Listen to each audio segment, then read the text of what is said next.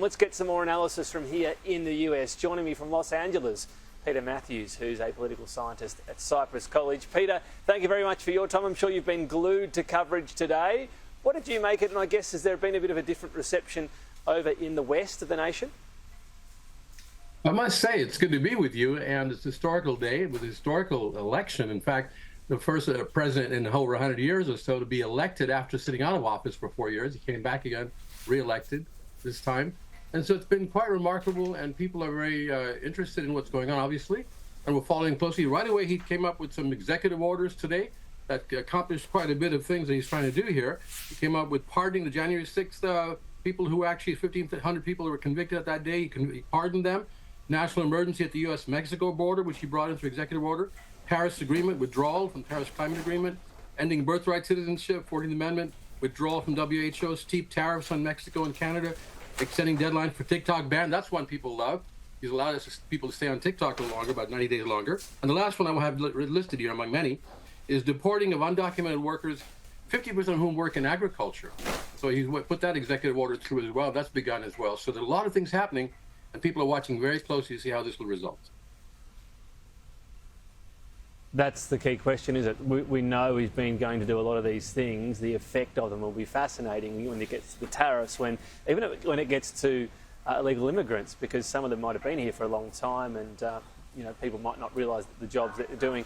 I do want to ask you though, because we've seen around the Capitol today, even on a frigid day, a lot of Donald Trump supporters. They were lining up for hours and hours and not minding the rain. What we didn't see much on a warmer day a couple of days ago with protesters.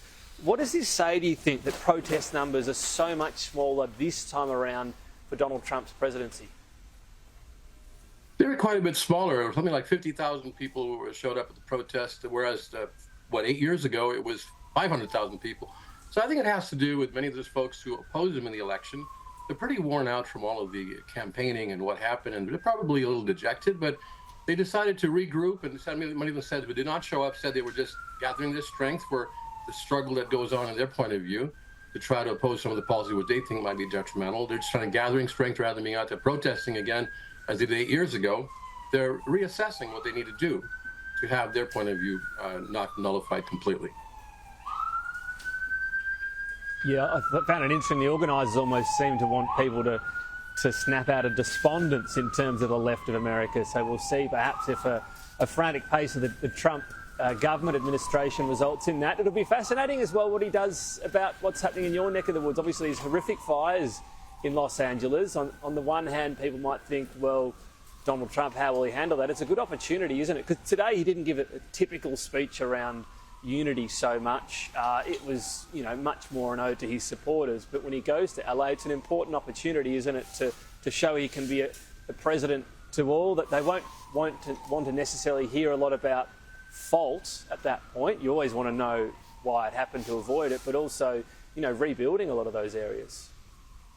It's really important because we've been devastated here. I live in LA County, and even today the air quality was really horrendous because it's not just a particulate matter, but also the chemicals in those fires coming from the burning of houses and various things in the house, like plastics and things. So it can have long-term effects.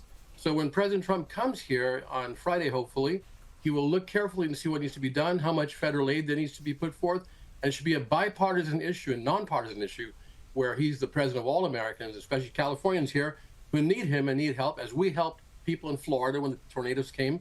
People in California paid taxes for that and helped them fund their resurgency coming back up. So if he comes in and does the right thing as president, it'll be a really good time to try to heal the nation to somewhat, so that people will see who opposed him that he's really for all of us. I think that'll be a very important opportunity for him to do, and I think hopefully he'll do that.